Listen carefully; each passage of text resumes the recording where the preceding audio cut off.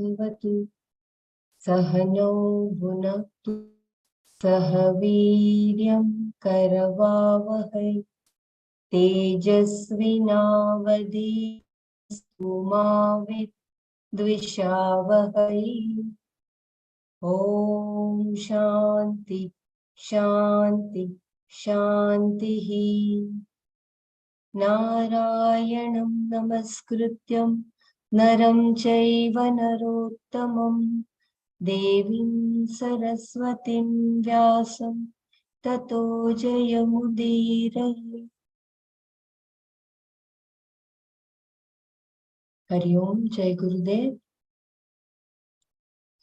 So yesterday we were looking at Bhagwan's answer for Arjuna's imaginary samshaya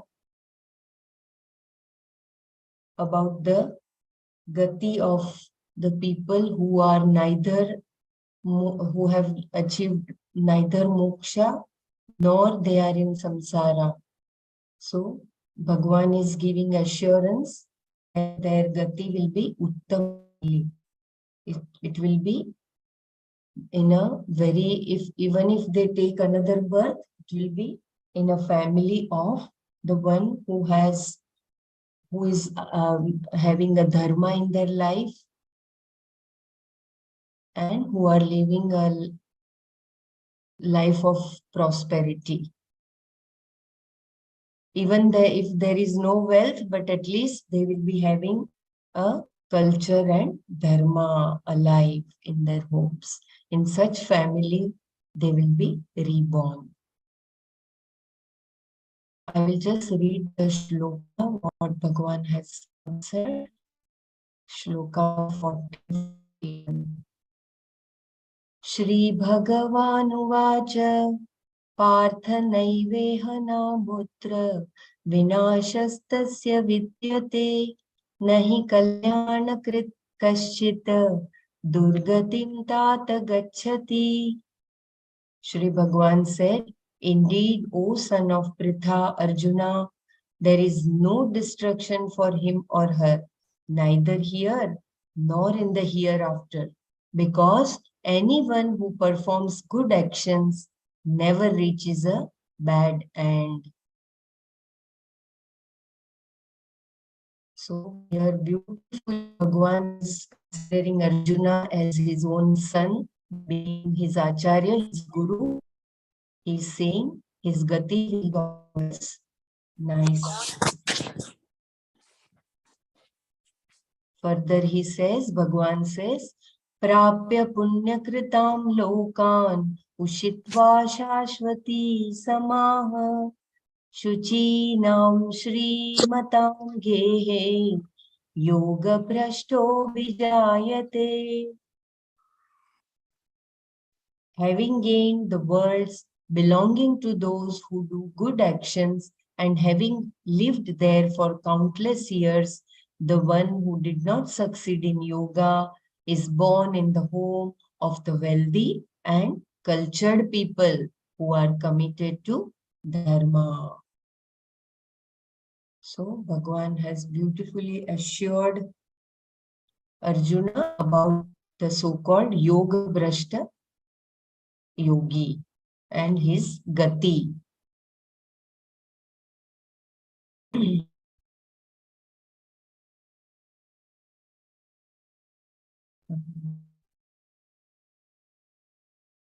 And further he says, Athava yogina eva bhavati dhimatam etatti durlabhataram loke janma yadi drisham. Or he is indeed born to the family of wise yogis. A birth such as this is indeed very difficult to gain in this world. So here again, Bhagwan is saying that he is not wealthy, but still he will take birth in a family where there is Shri Lakshmi, where there is Shuchi. And such birth is difficult to get otherwise.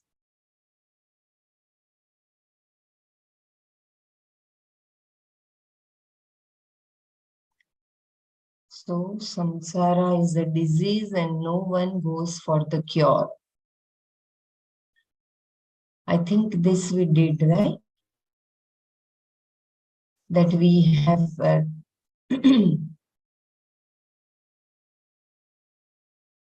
I will just read few paragraphs quickly. You already have done this. I will once again just try to browse through the text. Samsara is a disease and no one goes for the cure. Samsara is a disease and no one goes for the cure. But once you pay attention to the very subject and ask, who is this subject? What is this I? Etc., then you have initiated an auspicious desire, Shubhecha, a desire for Atma, Atma Ichha, that has to result in moksha. Thus, Krishna's assurance that there is no way that the person will come to a bad end. He also gave Arjuna a little inside information, as it were. The one you call Yoga Bhrashta Arjuna just picks up the thread in his next birth and continues his pursuit of knowledge. The person's prayerful life itself produces certain punya. And because of that punya, the person gains a pleasant stay in the hereafter, followed by rebirth in a situation conducive to his pursuit of knowledge. The idea being conveyed here is that if there is a life after death, a world other than this one, that world will be good for the person. All experiences there will be happy experiences. Therefore, even in the hereafter, there is no such thing as a bad lot for the person. And having enjoyed the result, the punya of his prayerful life in the hereafter, then comes back to this earth with adhikari sharira, a body that is qualified to gain the knowledge, meaning that the person returns as a human being. He will not come back in a lower form, but will definitely be born as a into a setup that is conducive for his pursuit. Therefore, there is no question of bad lot and any physical body is called yoni. Yoni meaning womb, of which there are three types. Deva yoni, a celestial body; Manushya yoni, the body of a human being; and Adho yoni, the body assumed by lower life beings. Manushya yoni is the incarnation in which a physical body enjoying a free will is assumed, meaning a human body or its equivalent here or anywhere else.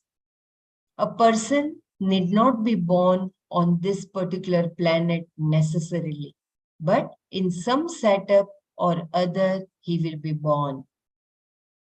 Here, Krishna describes the setup into which the person under discussion will be born as the home of a person who is highly cultured and wealthy, and at the same time righteous. Shuchinam Shrimatam Gehe. There may be wealth, but there will also be culture. And if there is no wealth, there will definitely be a lot of culture. The family will also be highly ethical and committed to living a life of values. In this way, the person does not have a false start, a start that is handicapped in any way, and therefore can easily pick up the thread of his pursuit of the knowledge. Is to be born into a family of, or Krishna goes on to say that the person born into the family of a yogi, a mumukshu, either can be a cultured person, a religious person, and perhaps a wealthy person without being a karma yogi. Even to be born into such a family gives a person a good chance to gain the knowledge that is moksha. But if the person is born in the house of a karma yogi, he has an even better chance, is the point Krishna is making here. In this verse, yogis refer to karma yogis, since sannyasis do not have families. And these karma yogis are also well-informed people, dhimatas. Because the word dhimatam is used here, the father can be either a gnani or a mumukshu. The very least he will be is a mumukshu. In either case, from childhood onwards, the person picks up certain values and has no problem taking to his pursuit again without any hindrance whatsoever. In other words, he will not need to work through problems related to his past, etc., because there is no problem. Such a beautiful assurance by Bhagavan that even if he is born into a family of yogis or karma yogis, he will have his further journey. He can follow his pursuit again without any hindrance. In his commentary of this verse, Shankara took the family of yogis to mean a family in which there is a lack of wealth. He said, Daridranam yoginam kule, but where the father is a yogi. A poor man can also be a beggar, and to be born into such a home implies all kinds of problems.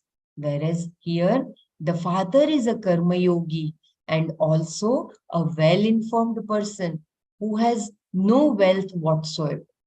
He is a pandita, a brahmana. There is no such thing as a rich brahmana, because to be a true brahmana, the person must have no wealth.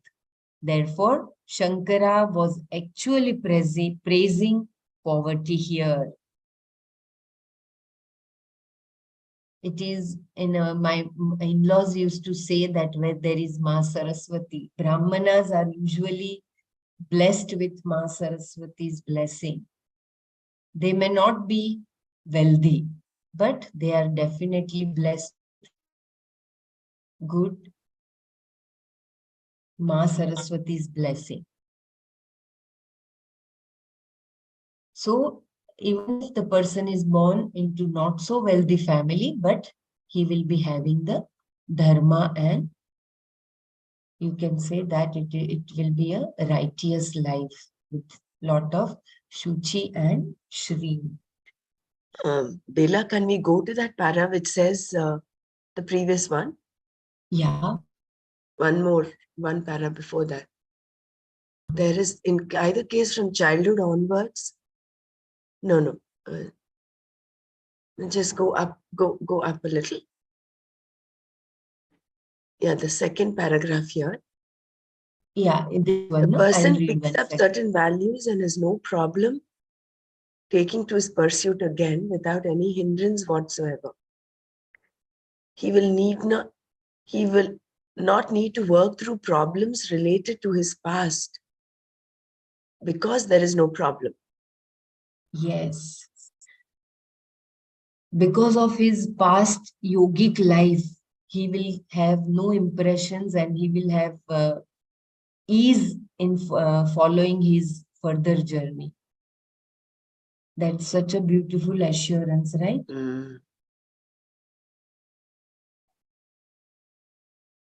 So does that mean that he will show these all traits from the childhood itself? Yeah, that is what Swamiji had mentioned earlier, no?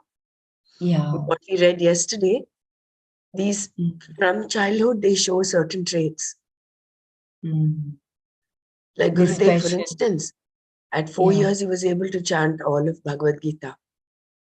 So they're liking towards, they show certain traits.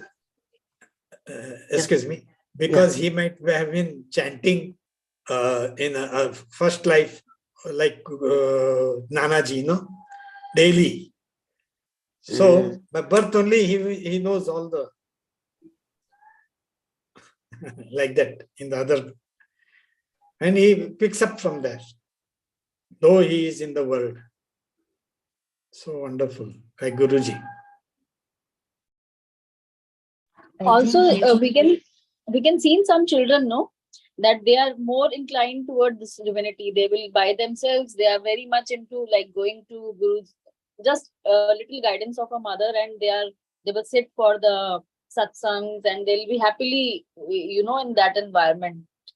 And while if you see in the same house, maybe the other child is not that much inclined. For me, it is like that. My elder one is very much into it. She will by herself, like now that she has grown up, do meditation sometimes whenever she feels like, and not by knowledge also.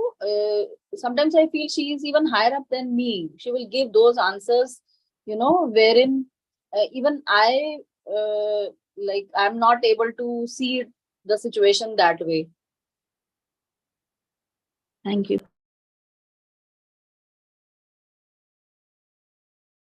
Yeah, that's very so wonderful.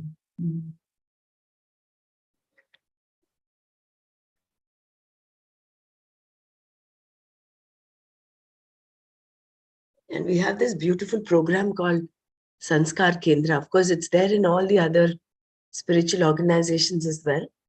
Like Chinmaya Mission has Bal Vihar, Chick, which is for the youth. I think Satya Sai has Bal Vikas. So Art of Living has this Shri Shri Sanskar Kendra, where the child may not have all these samskaras, but you're instilling these values right from when they're young. So that you're creating a prototype so that you're altering their behavior, their thinking process, their value structure, so that in their next life, we don't know whether they will need a next life. We don't know how many of them will actually gain moksha this life. But like we read yesterday, they will only evolve further and further. Yes, so it's very beautiful. Instilling these sanskaras in these children is also part of our responsibility. Yes, Didi, I take Sanskar Kendras. It's really beautiful. And as they grow up, these are like seeds, implanting seeds in the soil. And as we nurture them, as the parents nurture them and we keep nurturing them, they really grow into beautiful plants. Because this is the age group when 6 to 10 years, when we can, implant as many seeds as we can, of divinity, of goodness and creativity, all the good qualities. Actually, they are inside ourselves. It just needs little nurturing, which Sanskar Kendra does in its ways. We are so fortunate that being a Bharatiya, I was really amazed. Ours is the only country which is focusing so much on youth and children. So many, I mean, every religious organization, or you can say even Chinmaya Mission, Art of Living, Brahma Kumaris, Sanskrit Bharati, and even I think most of the religious centers, they are having special focus on children, kids. We are so fortunate, which I did not see anywhere else in the world. And that's why even the foreigners are attracted to our such programs.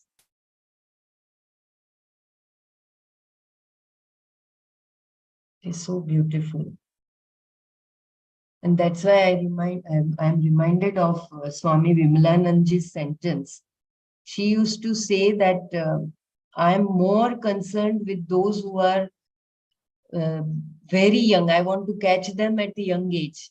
I'm not much interested in those who are having a retired life. I still remember at that time I was in my 20s, and she used to always say that I'm more interested in youth and children.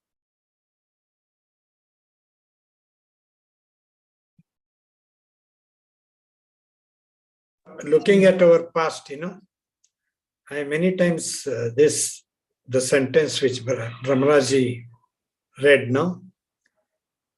That is the very least he will be in mumukshu. In either case, from childhood onwards, the person picks up certain values and has no problem taking to his pursuit again without any hindrance whatsoever.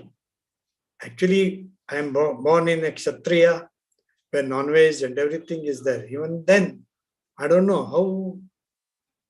My father was also a yogi, and somehow, without hindrance, it just happened. Many things. I met Chinmaya Swami Missionji. I met the other Swamis, which I had our own. Siddhartha Swamis are there, and in our this one. So I vacation. I went to that place. 8 to 10 days. I stayed with the Swami. Usually at 13, 14, they usually go to vacation to the uncle's place, and here I just went there. I don't know. It's really such a beautiful, I'm just thinking of my back in the past. So without any hindrance whatsoever, very, very. And in our place, where I studied and all that, it was very backward. Means old Hubli, all many. It was not such a this one. Even in that, there was no hindrance for me to come up like this. So wonderful, really wonderful. Jai Gurudev.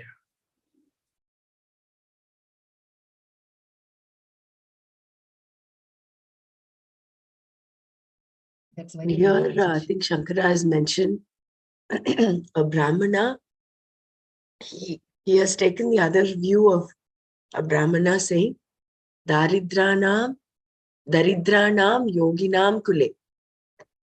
Whereas I think Bhagavan had mentioned Shuchinam Shrimatam Gehe. Yeah, it is. He mentioned in the first shloka that he will be wealthy and cultured, but later on he said maybe he may not have wealth, but definitely he will have a lot of sanskara, dharmic life. He will live. Yeah, Yeah, so wealth was not a mandatory. correct. Yeah. Mm.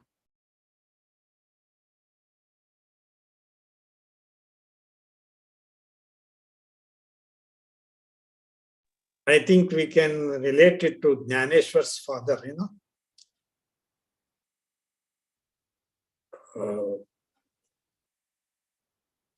he was very poor, Brahmana, but Karma Yogi.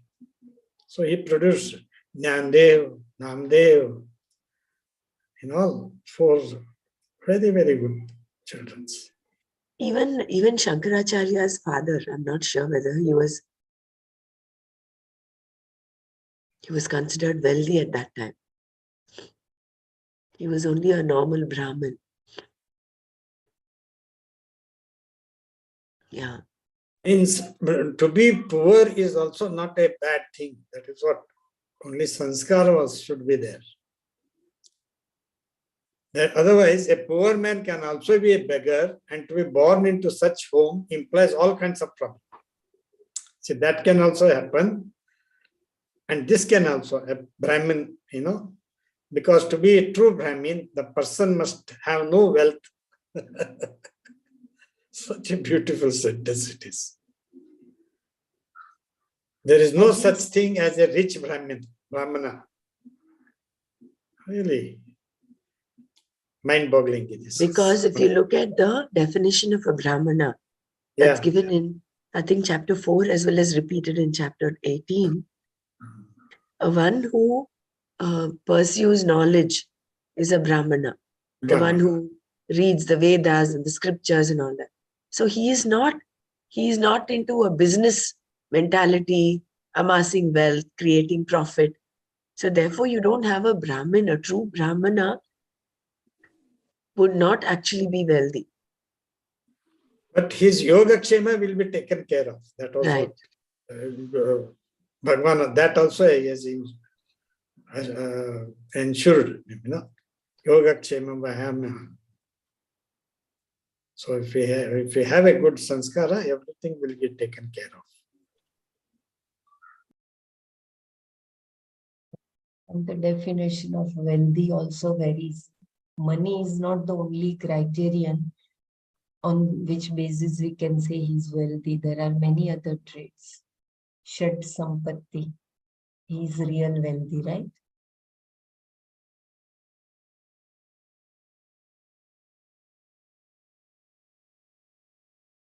Okay. So I'm just going to read from chapter 18.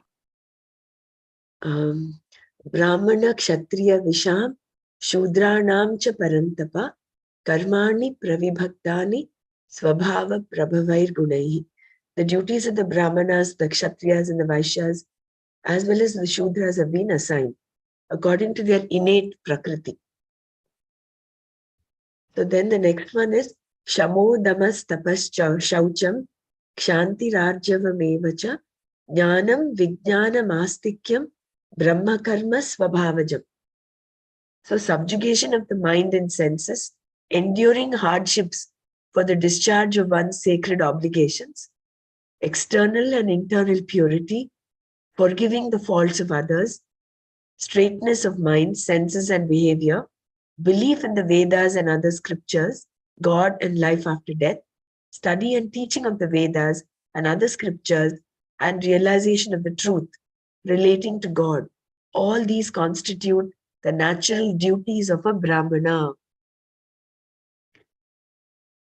And then, Shauryam Tejo Dhritir Dakshyam, Yuddhe Chapya Palayanam, Danam Ishwaram Bhavascha, Kshatram Karma Swabhavajam. Heroism, majesty, firmness, diligence, and dauntlessness in battle, bestowing gifts and lordliness. All these constitute the natural duty of a Kshatriya. And Krishi Gauraksha Vanijam, Vaishya Karma Swabhavajam. Paricharyatmakam Karma, Shudrasyapi Swabhavajam. Agriculture, rearing of cows, and honest trade of merchandise. These constitute the natural duty of a Vaishya. And service of the other classes is the natural duty even of a Shudra.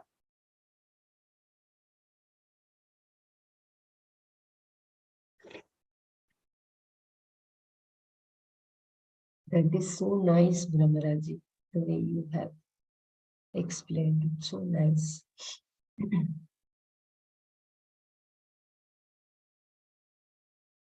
Yeah, I think we can go further down. Brahmaraji, I am sorry to divert, but are you drinking warm water continuously? Please drink warm water. Yes, I'm doing that. You are feeling better? Yeah. There's a lot of infection out here going around. And being a pediatrician, I'm exposed to a lot of infection with every patient coming in. So that's part occupational hazard. That's okay. It's at body level only. Yeah, it's at the body level. To be born as a human being, there has to have been some punya and papa.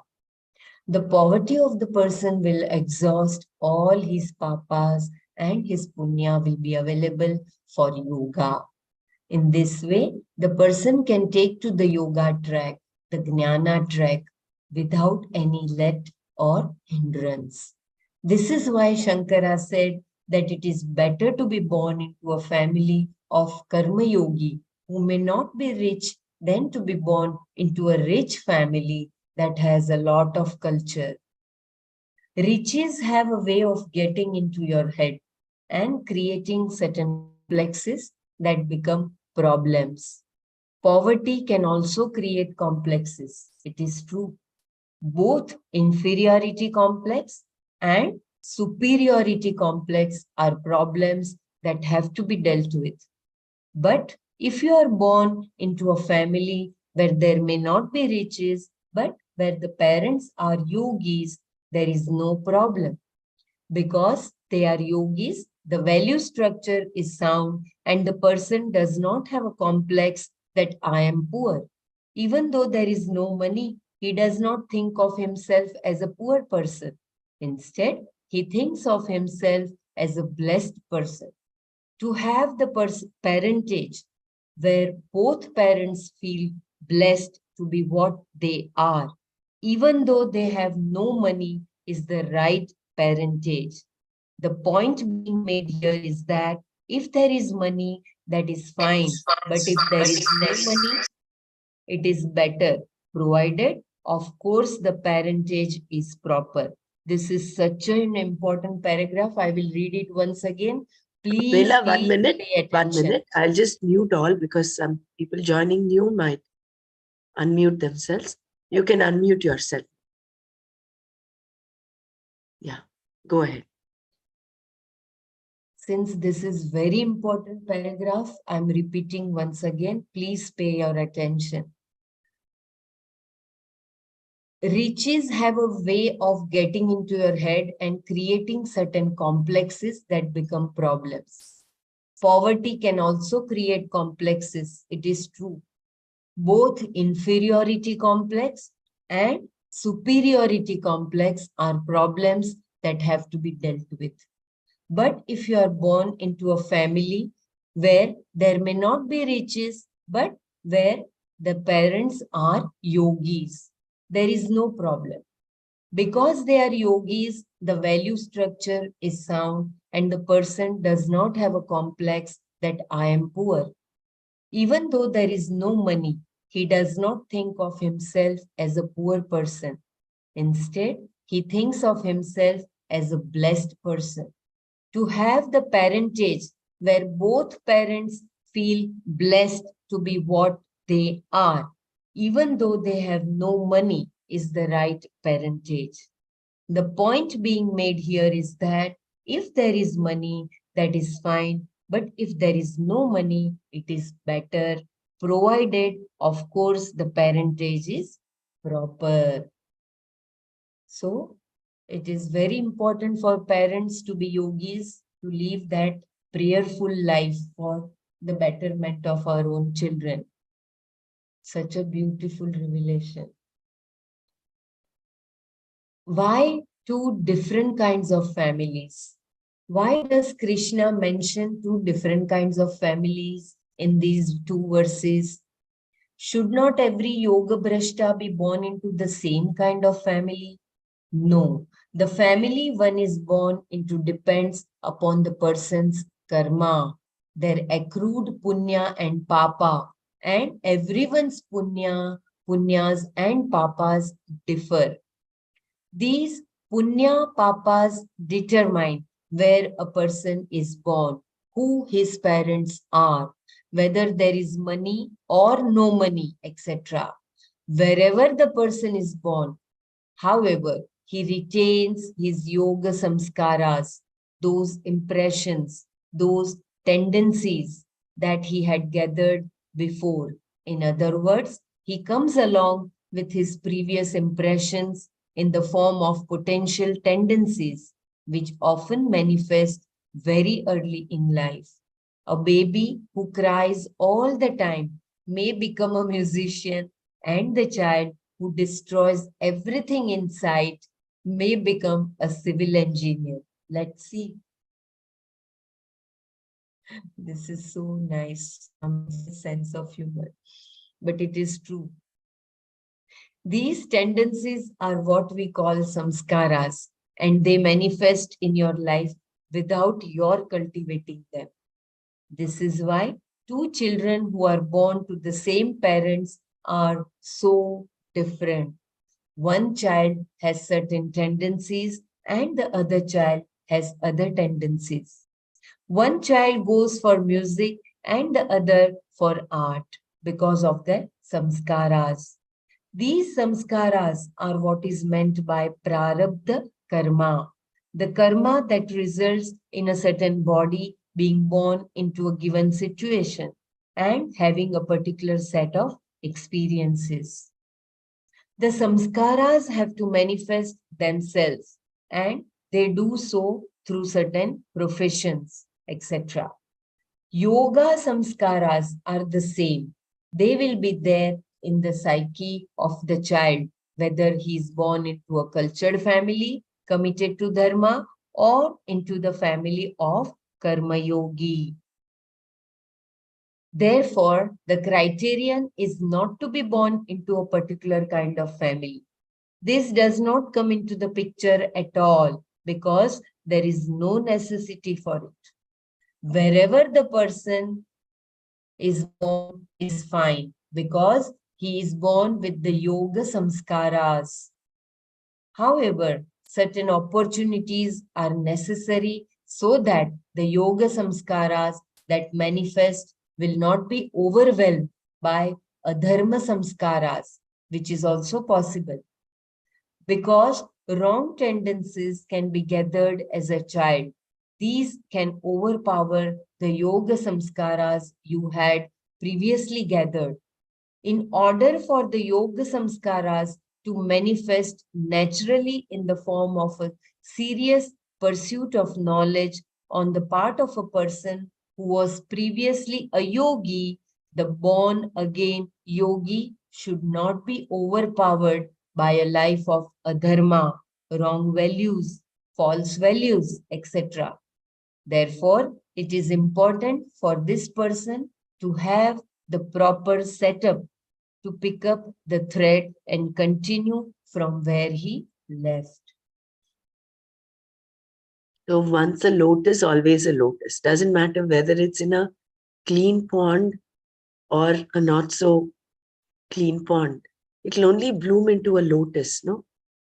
So the yoga samskaras that a person has will let him flourish wherever he is, but it should be in such a place that is not overwhelmed by adharma samskaras.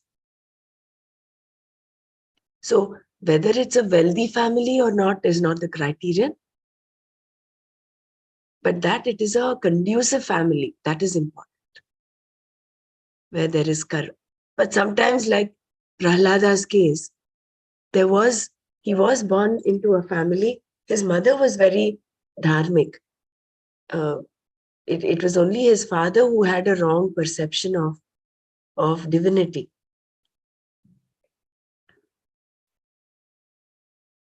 But because Prahlada's yoga samskaras were so strong, he was able to sustain that and not get overwhelmed. And also, from the childhood, he got the satsang of munis. Correct. So that made the difference, you know. So wherever you are born, if you have a good satsang, then your character blooms. Yeah, age Narada, okay, right? When he was conceived and in his mother's womb. All that is also his prarabdha, no? All that is his karma. Why when Hiranyakashipu had to fight and he had to leave his pregnant wife in a safe place, why did he have to choose Narada's an ashram where Narada visited? So he could have left her anywhere. He could have left her in the palace. So all that, it is very intricate. It is not 2 + 2 = 4. It is very, it's mysterious. So I don't think at this point we should be kind of analyzing how, why. Mirabai, for instance, there was so much of opposition to her from her family, from her husband's side. But she was steadfast. So there is a interplay of both prarabdha, their samskaras. Yeah. Ravana and Vibhishana both were born We to the also same forget yogi father. that there is only one doer. Let's not forget that. All this is a play. And even Play the of karma. fact that Narada came to Hiranyakashyap and said that you leave your wife with me, the Devas will not attack me. So your wife will be safe with me. So that was also a play by Narada. That's how Hiranyakashyap left his wife with Narada. He forgot, or at that moment when he had to go to this battle, he forgot that, or it missed his mind that he's got good. Narada is from the dharmic sangha, but he believed Narada's hermitage will be safe for his wife, so he left her there. So that was also a play by Narada.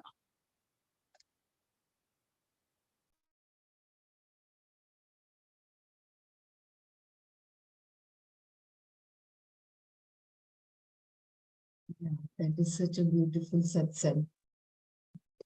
I think that is why reading Ramayana and Mahabharata is important, because then we'll understand how not just the play of karma, but our deeper understanding of the human psyche, all that happens. And all those characters are not just in the epic, they're all happening inside of us. We have all those tendencies. We can, it is like a mirror. It will mirror us.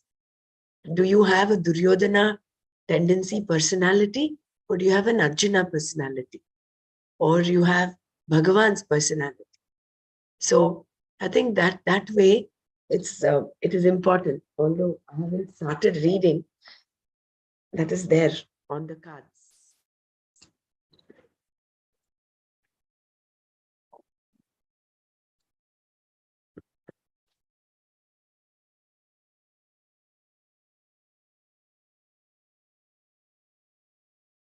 I think you can go further, Bela.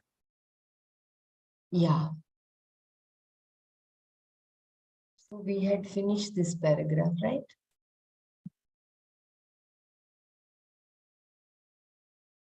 So in order for the yoga samskaras to manifest naturally in the form of a serious pursuit of knowledge on the part of a person who was previously a yogi, the born again yogi should not be overpowered by a life of adharma, wrong values, false values, etc. Therefore, it is important for this person to have the proper setup to pick up the thread and continue from where he left. A seeker can be born anywhere. These two verses do not imply that everyone who takes to this pursuit has to be born in one of these two places, either in a rich, cultured family or in a family of karma yogis. That is not the point here.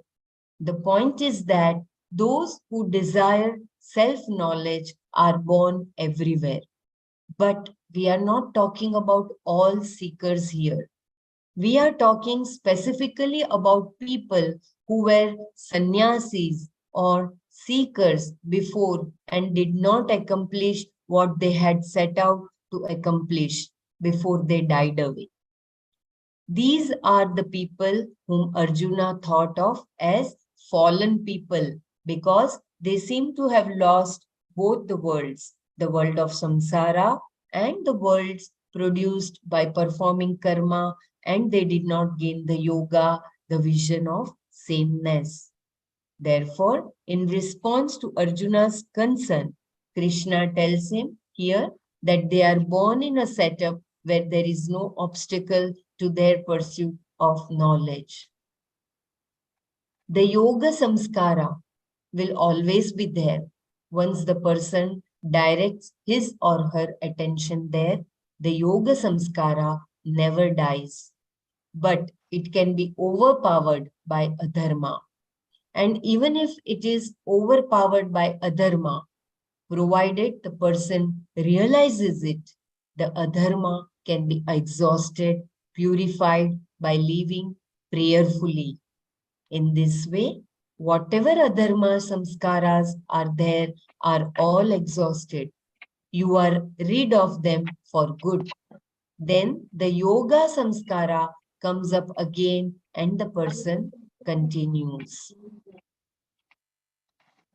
Kindly mute yourself. If unintentionally you are unmuted, please mute yourself. And to pick up this thread naturally, without any obstacles whatsoever, the person has to be born into a certain environment. For example, an environment where the father is seriously studying Vedanta Shastra and the mother is always talking about it is a wonderful start indeed. As a child, I used to hear such talk constantly. For instance, if I asked my mother for something before going to bed, she would never say, I will give it to you tomorrow. Instead, she would say, if you get up tomorrow, then I will get it to you. This is a wonderful thing. If you get up means if you survive. And my mother was not the only person saying this. Every other mother in India did the same thing. It is the culture. There are no promises, only the attitude. If we survive, we shall see. This means that from childhood onwards, you accept the fact that you do not have complete control over things. I will read this paragraph once again. It's a beautiful takeaway. Please pay attention. And to pick up this thread naturally, without any obstacles whatsoever, the person has to be born into a certain environment. For example, an environment where the father is seriously studying Vedanta Shastra and the mother is always talking about it is a wonderful start indeed. As a child, I used to hear such talk constantly. For instance, if I asked my mother for something before going to bed, she would never say, I will give it to you tomorrow. Instead, she would say, if you get up tomorrow, then I will get it to you. This is a wonderful thing. If you get up means if you survive. And my mother was not the only person saying this. Every other mother in India did the same thing. It is the culture. There are no promises, only the attitude. If we survive, we shall see. This means that from childhood onward, you accept the fact that you do not have complete control over things. This is a takeaway line. Please remember, the earlier we accept this fact, the better it will be. The importance of an attitude of acceptance. Control is a problem because you want to control, all the problems come. Whereas if you accept that there can be many asleep between the cup and the lip, that there are certain things that you have no control over, then there is an attitude towards life that is very healthy. You do what you can and you are ready to take what comes. To have this attitude from childhood is a very good start, whatever other problems there may be. If everything else is also conducive, if there is education, values, and communication, it is a very wonderful start indeed. Such a start is what Krishna is referring to in these two verses. First, he says that to be born into the highly cultured and ethical family of a rich man is great. And then he says that there is another birth that is even greater, meaning rarer, more difficult to accomplish, a birth enjoying the parentage of well-informed karma yogis. Well-informed yogis are those who know they are yogis, which means they are mumukshus. They know they are seeking knowledge, that they have to gain knowledge to gain moksha. To be born to parents of such wisdom, to have a birth of this nature, yat idrasham janma, is very difficult to gain in this world. Etat hi durlabhataram loke. Krishna says here, definitely more difficult than being born in a rich man's family, which is also difficult. Having gained the parentage of yogis, however, the situation is much better, much more conducive than the other, there being absolutely nothing to stop the person from pursuing yoga further.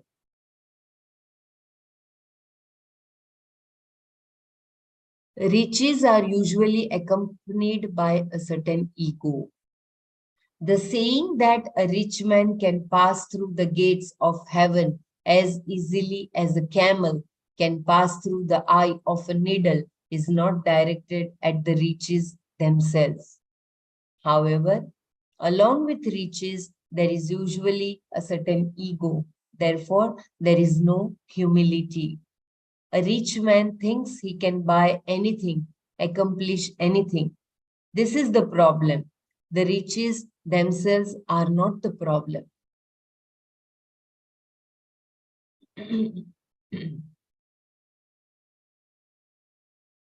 Further, Krishna says, Tatra tam buddhi sanyogam labhate paurvadehikam yatate cha tato bhuyah samsiddhau kuru nandana. Tatra, there, paurvadehikam. What existed in a previous body, tam, that, buddhi sanyogam, connection through the intellect, labhate, gains, Kuru Nandana, O joy of the Kuru family, Arjuna, cha, and tataha bhuyah, further than that, gained previously, samsiddhau, for success in yoga, yatate, strives. Purvadehikam, tam buddham labhate kurunandana cha tataha bhuyah samsiddhau yate. He gains a connection through the intellect with that which existed in his previous body and strives for further success in yoga than that gained previously. O joy of the Kuru family. I read once again. There he gains a connection through the intellect with that which existed in his previous body and strives for further success in yoga than that gained previously. O joy of the Kuru family. Tatra refers to either of the two families referred to in the previous two verses. The cultured Dharmika family of the wealthy men committed to Dharma or the family of yogis. There, the person picks up the thread of what existed in his previous life when he was a sannyasi. Previously, the person enjoyed a particular body, and in that body, he began a life of yoga, a pursuit of knowledge, which he did not gain before he died away. Now, in the present body, his buddhi connects itself to what existed before. Tam buddhi sanyogam labhate paurvadehikam. What kind of a connection is this?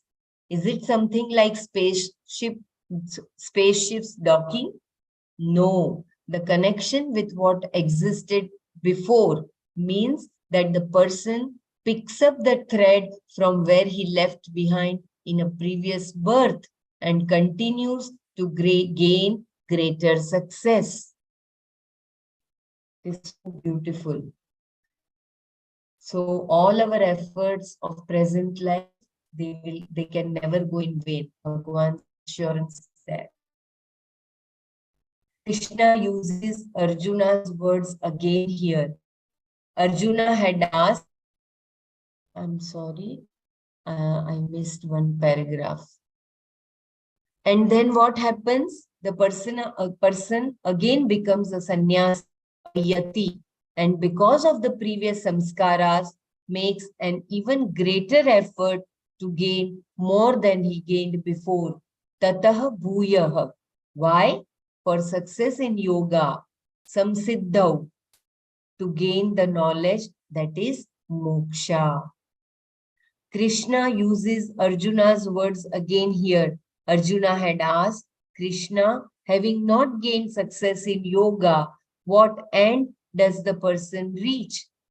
Aprapya yoga samsiddhim kam gatim Krishna gachati.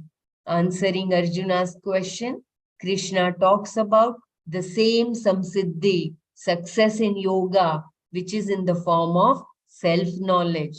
For gaining that samsiddhi, the person can make further effort because he has the buddhi sanyoga, the connection with the samskaras he had before. Please remember, this is such a beautiful buddhi yoga. He will continue to have the same buddhi he had before in the previous birth. And because of that buddhi, he will have ease in his journey, moksha prapti. The connection with the past by means of the intellect. This is why wherever there is a man studying Shastras, generally at least one of his children will show an interest at a very young age. This child will go and sit with the father and will not be interested in things that children are usually interested in. Why? Because there is a connection with the previous tendencies, Purva Samskaras, through the intellect. Arjuna was addressed as Kurunandana here, Kuru being the name of the family into which Arjuna was born. Kurunandana means the joy of the Kuru family. Krishna perhaps uses this name here to remind Arjuna of the advantages of this present birth. Further, Krishna says, Purvabhyasena te naiva riyate hyavashopi saha jignasurapi yogasya shabda brahmati vartate. Tena purva abhyasena, by this previous practice, eva alone, avashah api, even helplessly, saha he, hriyatehi, is indeed carried away, yogasya, of yoga, jignasu api, even as one who is desirous of the knowledge, shabda brahma, the Veda, ativartate, goes beyond. Tena purva abhyasena eva avashah api saha riyatehi yogasya jignasu api shabda brahma ativartate.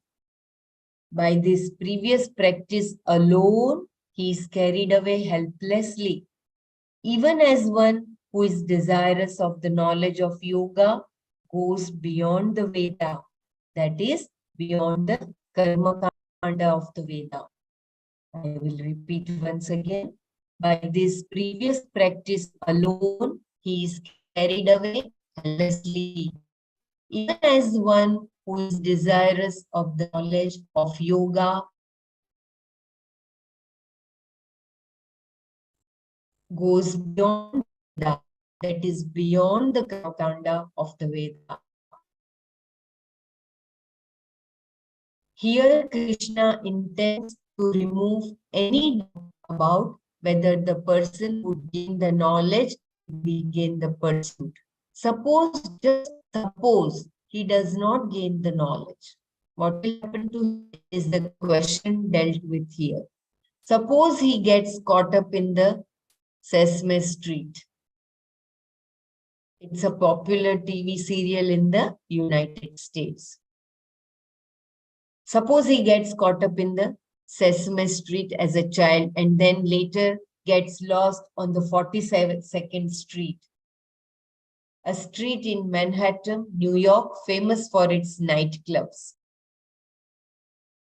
This is just the imagination. Suppose he gets caught up in Sesame Street as a child and then later gets lost on the 42nd Street. What then? After all, there are no end to the streets in life that one can get lost on.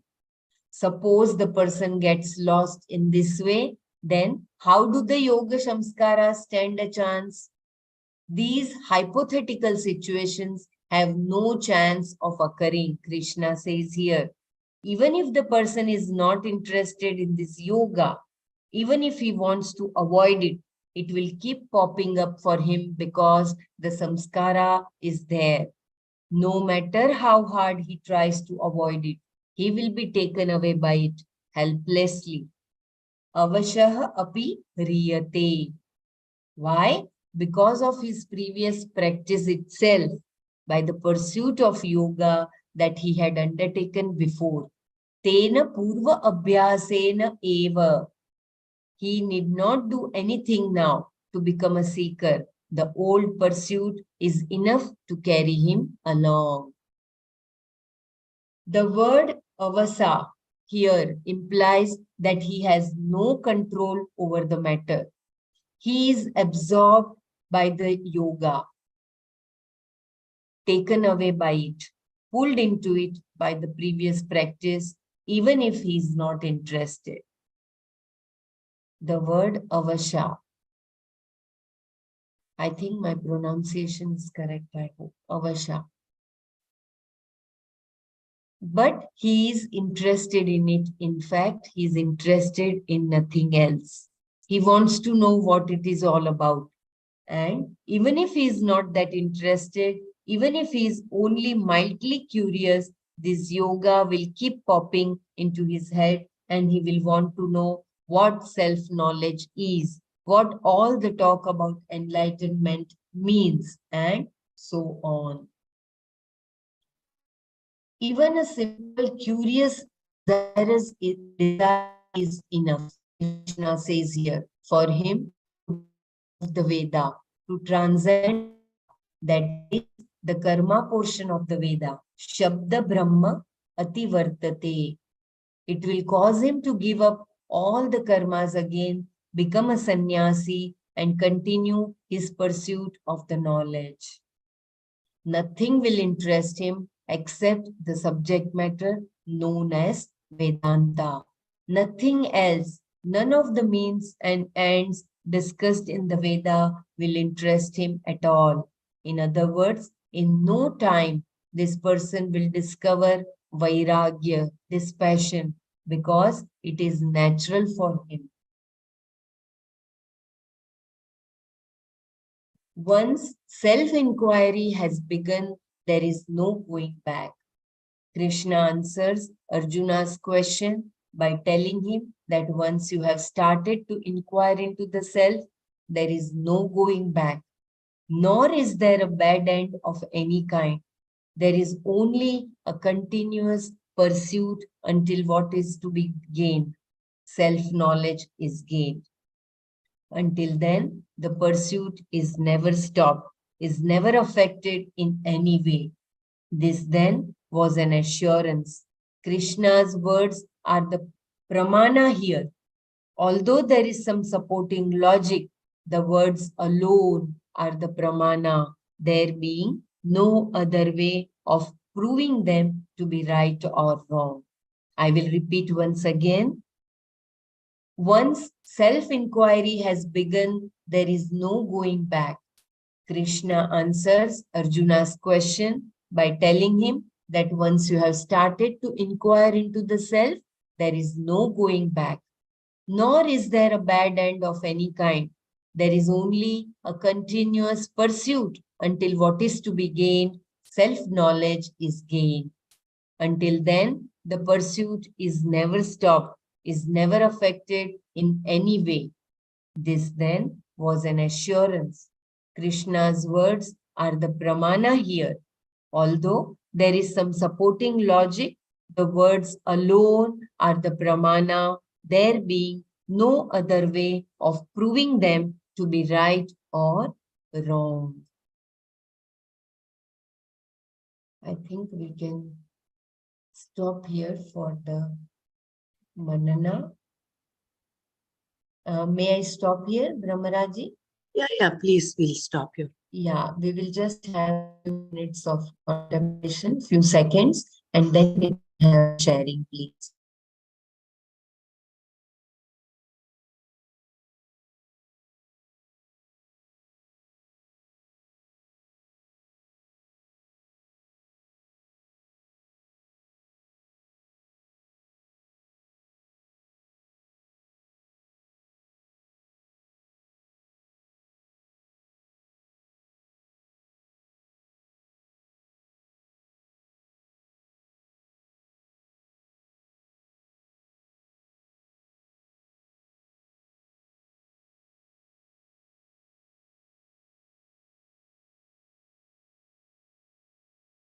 Hello. I will just read the shloka once again as Bhagwan's reply. Please try to remember them, and then we can have our contribution.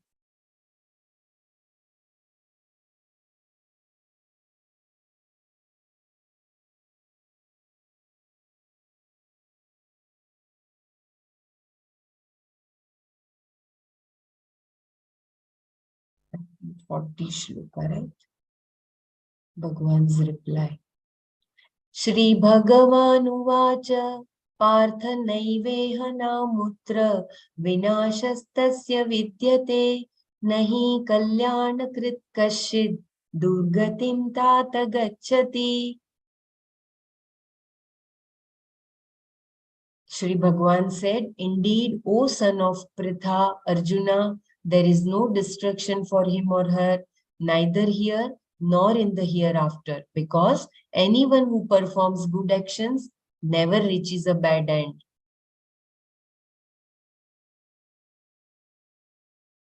Prapya punyakritam lokanushitva shashvati samaha shuchinam shrimatam gehe yoga bhrashto bijayate.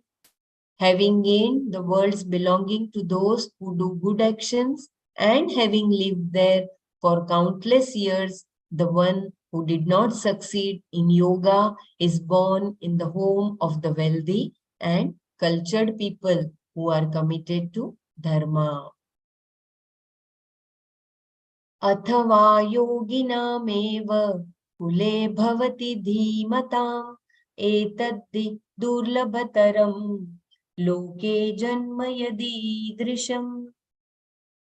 Or he is indeed born into the family of wise yogis. A birth such as this is indeed very difficult to gain in this world.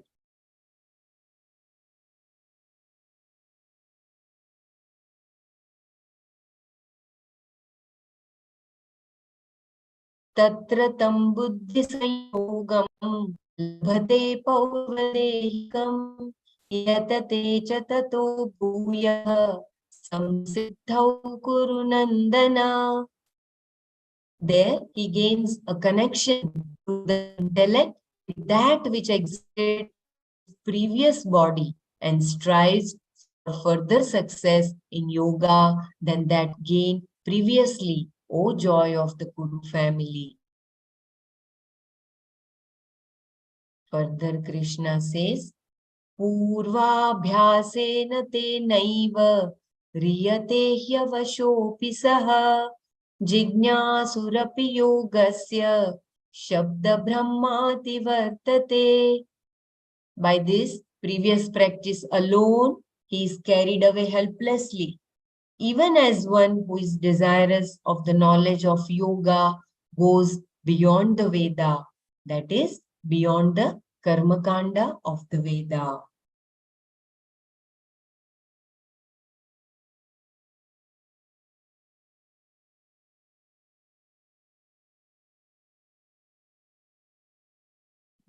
We can have our contribution.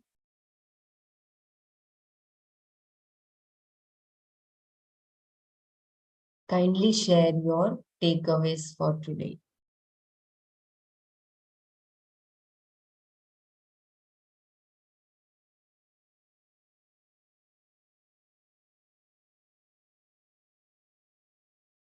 Bhagwan's reply was such a great assurance for all of us on this path.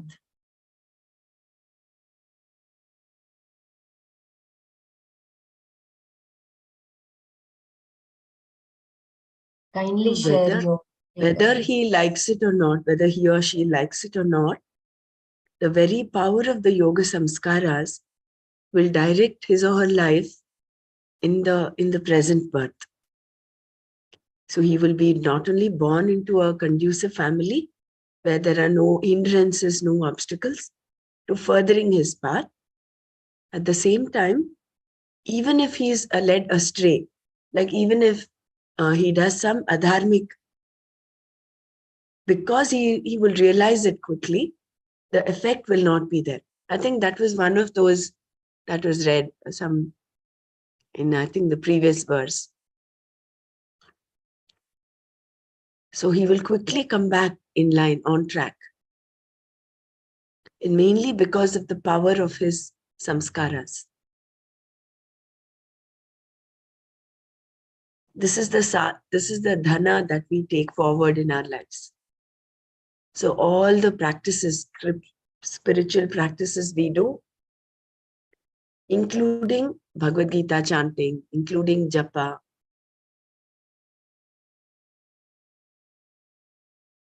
all of that, where actually, this is, if you remember, I think in Bhagavad Gita or Atma Bodh, Swami Chinmayananda had mentioned, there is nothing by chance in this world.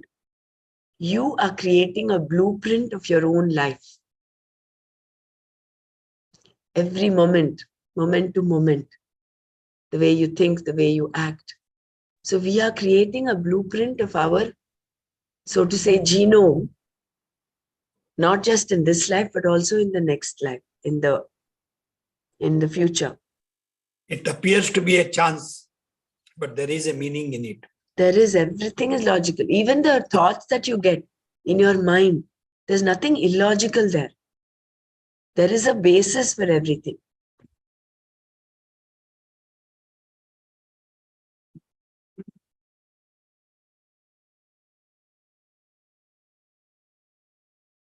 And in the same talking, it is not by chance that all of us are here. I mean, I know I've been repeating this over the last few days, but I just brought, just that awareness that the reason why across continents we are all connected through this thread of jnana is not by chance again. It is the individual yoga samskaras that each one of us has done that has brought us together. Jai Gurudev, just a coincidence, like we are children of one Tata, our Gurudev. Right. Very right. In fact, in the satsang, I think 2 days ago, someone had asked, what is the difference between a guru and a shikshak? Gurudev said, a guru is like you having your own car. It's you own him.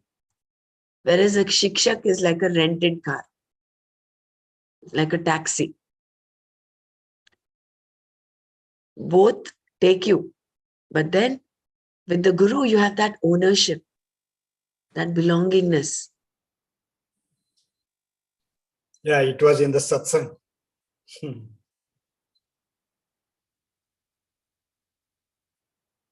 What was the other one you said?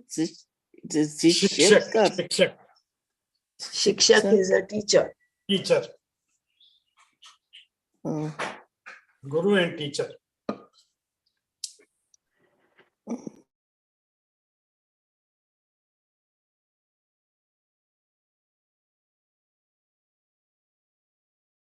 And the other aspect is that it's a continuous process of evolution.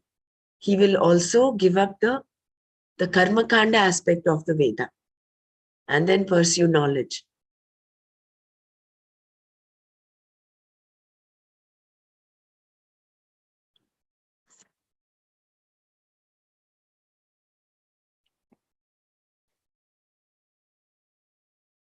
anyone wants to share, please go on.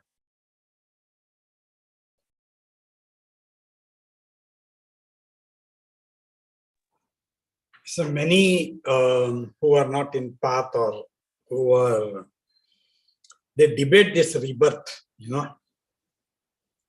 that first itself they cut it. That we don't have rebirth, whatever we have here, we have to just do it and enjoy and just go. Then it is very difficult to answer. But these, once you bring that theory of rebirth, everything falls in, everything falls in.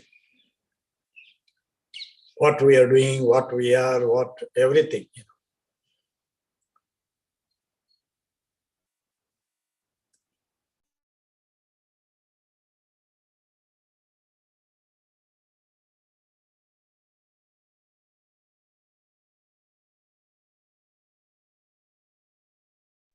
Jai Gurudev, for me, I feel very lucky to have come on this path.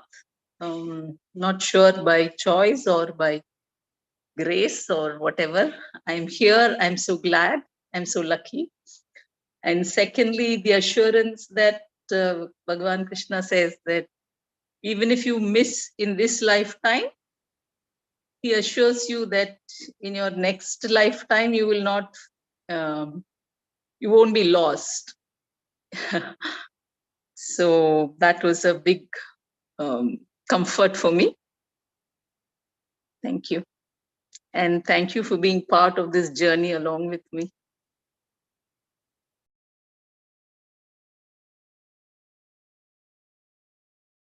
We have to thank each and everyone. And that is the true Sangha Chadbhav, no? Yes. We move together. Yeah. So if anybody else wants to share, please do. Otherwise, we'll go to shloka number 8, I think.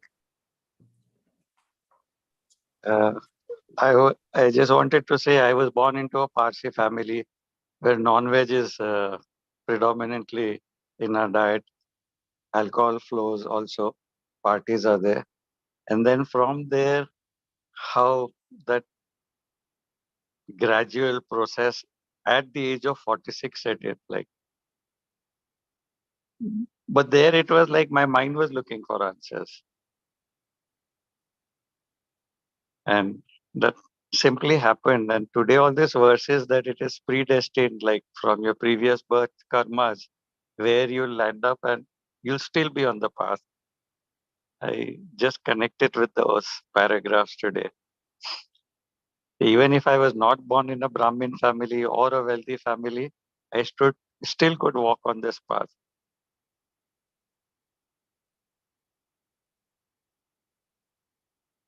Jai Gurudev.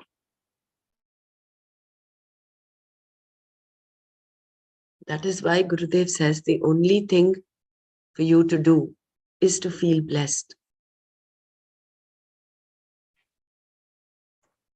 And feel blessed all the way. Being in that space of gratitude is such a wonderful thing.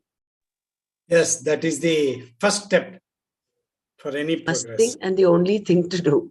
Do that, yes. Every moment, just feel blessed. And gratitude, what you said, See, that comes to that Vishuddhi Chakra. Either you have sadness or you should be grateful.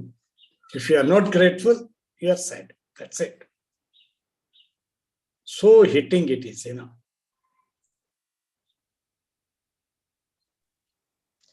Gurudev Brahmaraji. I have Yes. a question.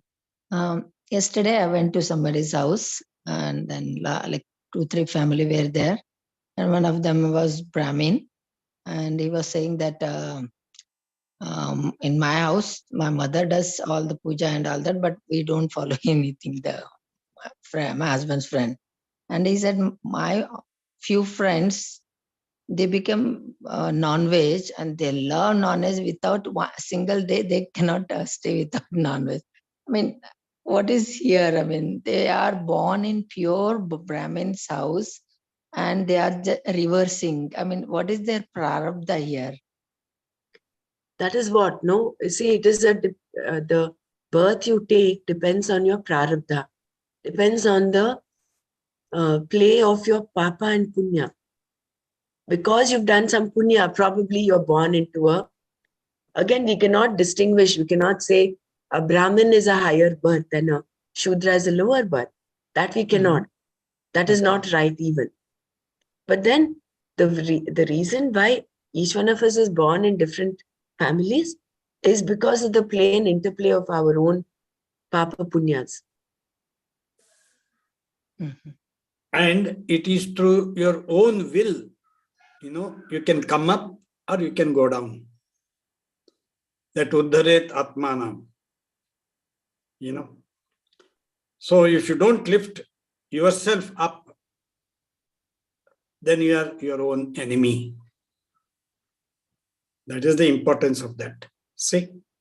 So we have a free will to come up and also a free will to go down. But until we have reached until this, that is up to the moksha, near the moksha, that will not happen because many things have been rooted out. And you will be picking up easily to come up. See, Gurudev says in Kali Yuga, it is the Sangha ki takat, the kind of company you keep. So maybe you're born in a community which is a totally vegetarian or vegan family. But then the company you keep will influence you. Therefore, that's being in satsang is important than being in kusang. So like Prahlada, no? Like Prahlada, being born in Rakshasa, this one family, because of Sangha, he came up. He got that, he got by his own karma, this Sangha. You see that? Satsang also, he is pushed into it. And they are telling they are reading all the Vedas and Shastras also to get the knowledge, but not like the way we are doing to uplift ourselves here.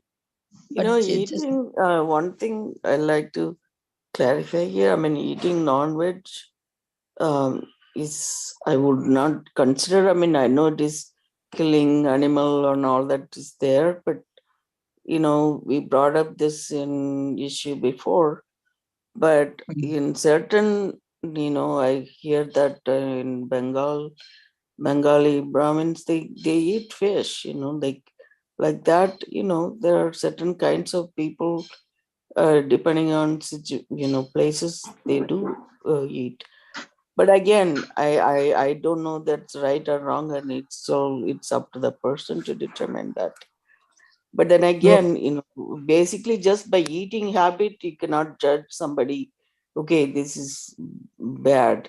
But then I mean, there is this tamasic food and, the yogic food and all that is there. I mean, according to Gita also we read that. So again, so we have to take it with benefit of the doubt, and if they are doing it, they're doing it with passion. Hopefully they gain moksha. Yeah, no, see what is happening. To get into sattvic mode is very difficult. Okay. Even you are reading knowledge, but even everything. eating onion and garlic, those things also, supposed to be like spices, they say even those kind of certain vegetables, even that is not considered sattvic. No, therefore we are not settling immediate law. Bhagwan has said no, that yuktahara viharasya. So everything in moderation is fine. And secondly, the ignorance of this opportunity that we have got this human birth to, it is only in this human mind that you can realize the highest. That ignorance of missing this opportunity, that is where if their attention goes, then probably everything will come down to moderation. Yeah, that's a whole different issue, right? And again, yeah, go ahead, Dr. Mara. no, that's a whole different issue. Like, you know, again, like, see, like as we read, everybody is based on their karma pala. You know, that's what the punya papa determines this particular current birth. And then you take it, even with this birth, some of us, I mean, we probably all did good, bad things even in this birth. So how are we going to come out of this? Is, you know, following this yogic principles, and then try to learn and incorporating in a daily life, like, you know, as a common person, it's a little difficult. You know, it's not like easy for you to off the back, you know, turn off this, turn off that. You know, it's kind of hard to go to sannyasi life. That's where we are starting with karma yoga and going there, that bhakti part of it, devotional, and that's how we're going to have to take it little by little. Then again, bringing our focus back to ourselves. We are here.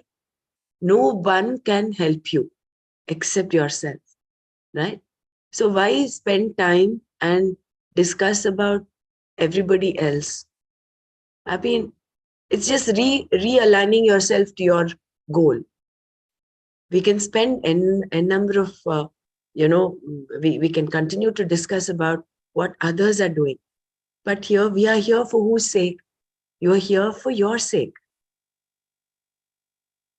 So realigning your focus.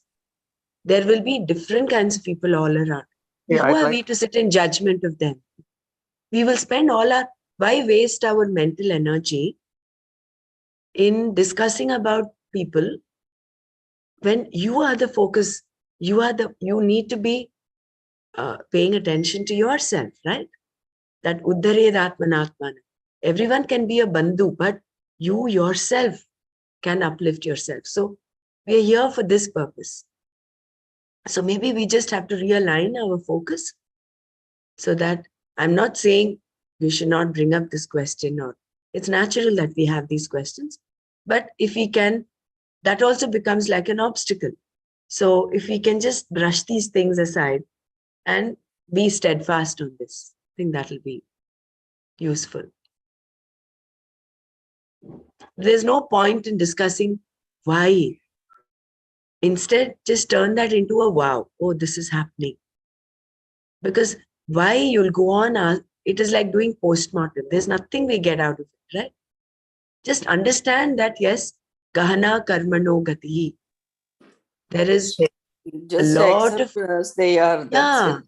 accept why it. Not Nothing going on. into the Why has a hook and he Why has a hook as a big question mark that will pull you down. Whereas if you're in a state of wow, you're in an exclamation. Wow, this is happening. That hook is become straight. Yeah. Means you're not hooked. You're not hooked, and it'll take you higher up. Isn't it? I mean, this is only my opinion. Wonderful opinion and wonderful sharing. I completely agree with it.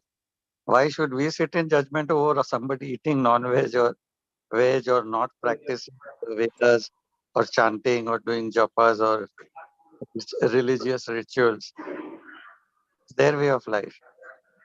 It is ultimately each one's journey, isn't it? We should not stunt our growth by going into that why. Correct. Yeah, me too. I agree with you, Brahmanaji. Yeah. No, I'm glad you brought out this question, so we were able to. Because then this only clarity. we get this knowledge, na? Then you shared that. Next time I will be really aware that you are talking and all that. So it's okay. Let them be. You just come out of compassion. Correct. Oh, they're doing whatever they're doing is out of ignorance. If they knew, they would not do it, isn't it? So just move along so that you are not affected. Correct. You are not affected by the vice. Yeah. Thank you so much. Yeah. Thank you. One Rishi Nitya Pragya had gone somewhere, a group of ashramites, with Gurudev to some Swami's house. He had invited Gurudev and this group of people. And there he served onion ka bhaji there. And like when they saw that onion ka bhaji, he was a poor Swami, like that was what he could serve. And like Guru just said, keep quiet and eat, like to everybody. That expression said it all. And Gurudev started eating and everybody ate that onion ka bhaji. When they came out, then Gurudev said, accept it as a prasad, eat it. Tomorrow do more Surya Namaskars. Rishiji had said this, shared this with us. Jai Gurudev. Jai Gurudev. When I want to share my experience, I born in a Brahmin family, like mother, father, both. But we were non-vegetarians. Why? Because my father was in army and my mother was Bong Brahmin. Bong Brahmin, they eat non-veg, especially the fish. For fish, they say it is not a non-veg for them. I was, but somehow I don't know. From childhood, I never used to like. It's not that I was sacrificing. I don't want. That time I didn't even know what is good and bad. But I used to love vegetables only. So especially my mother used to cook vegetables, especially for me. She will not have non-veg, no problem. So this is also one thing. Now after my marriage, they are also non-vegetarian. So I can cook. There is no problem. I am ready to cook, serve everything, but I will not eat. So this is my journey. It's been long years, but I don't feel bad about it. It's okay if they like it. But in my family, like 4 of us, I've seen it's been years. They don't want also. Whenever I say, no, get it, I'll cook it. You can have it when you, this is no, it's okay. We like vegetables only. So they have also changed with me. So it is maybe what it is. I thought just to share it. Jai Gurudev. Thank you for sharing, Shankariji. Yeah.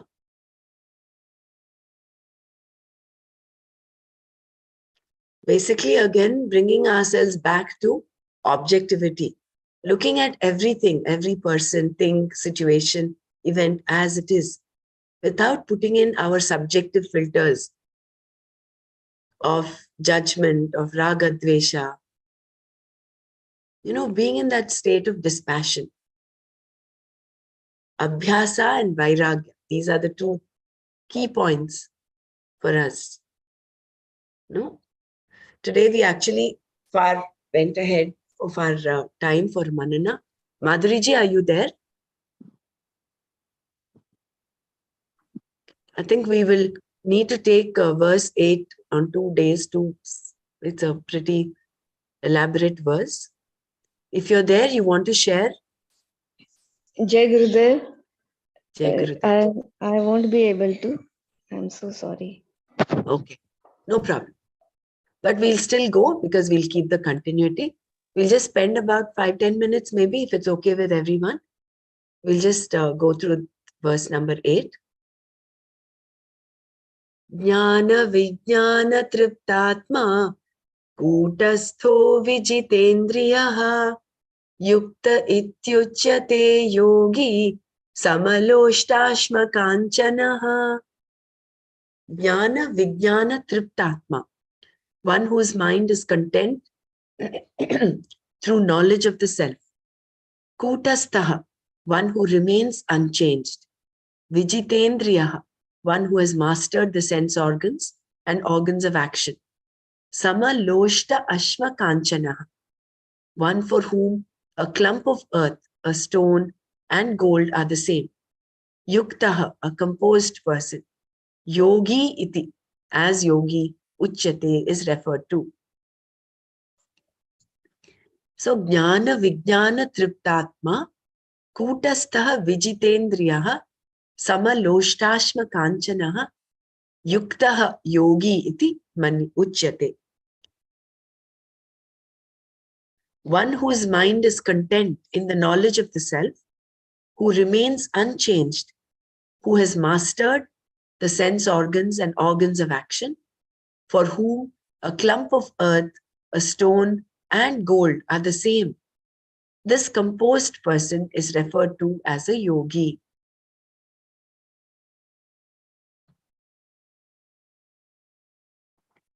So I just went through the meaning of the PDF yesterday.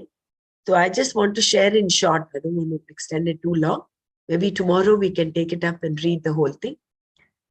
So a yogi is one. Krishna refers to a yogi as in different contexts as differently. A yogi is a karma yogi. In certain contexts is also a sannyasi, is also a dhyana yogi. But here in this context, in the context of verse number 8, a person who is just content with what he has, who is content with the knowledge of the self. He is like a kutastha. Kutastha is the stone on which ornaments or iron instruments are actually molded. Anvil, right? So that has to be so strong, so unmovable, and so not it should not be bent. It should remain solid and strong, so that other instruments can be molded, like gold ornaments or iron instruments.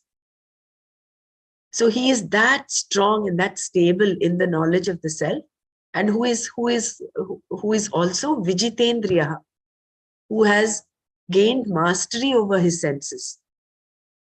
He comes from the Alam Buddhi. Alam Buddhi is enough. I am enough. I have. What I have is enough. And this is what is constantly at the background. It's like the tambura in a concert where it just goes on as a regular thing. He has this Alam Buddhi. So therefore his senses don't go out here and there in order to feel secure. He feels secure. He feels complete in himself. Yukta ityuchate yogi. And such a person has samaloshtashma kanchana. For him, the value he gives a lump of clay, a stone as well as gold. Not that he does not know the value of each. Of course, he knows that gold is a precious metal. You get it only by digging, going several meters down the earth. But if the same were, if the roles were reversed, if stone was like that, was in the place of gold, and gold was as easily available as stone, we will not have the same value for gold, isn't it? We will value stone then. Then we'll end up having stone ornaments and all that. So it is only the relative value, the subjective value we give, clump of earth, a stone or gold. For him, such a yogi, for him, all these are the same. That is, he does not hook his security to having or not having them. In fact, Swamiji explains very beautifully how he goes on to saying how we hook our security to gold. And he actually gives a beautiful story about a master and a disciples. They place a piece of gold under the master's pillow. The master's, just to test how much dispassion the master has. The master is not able to sleep. So Swamiji goes on to say, towards the end, saying, who is greater? Is it that the master did not have vairagya because he still valued gold? Then he says, no, when such a situation, you give benefit of doubt to the master. Of course, he's coming from the space of dispassion. So I'm just telling you in brief, but maybe tomorrow, if Madhuri ji, you can come back and explain, that's fine. Otherwise, anybody else who wants to take it up can. I will take. Yeah. Today Okay. some emergency has come up. No problem. No problem. So tomorrow we'll do verse 8 again, and then we'll go to verse 9 the after. Okay. So we'll wind up here today. Om Loka Samasta Sukhino Bhavantu. Om Shanti Shanti Shanti. Om Tat Sat Shri Krishna Arpanamastu. Jai Gurudev. Thank you.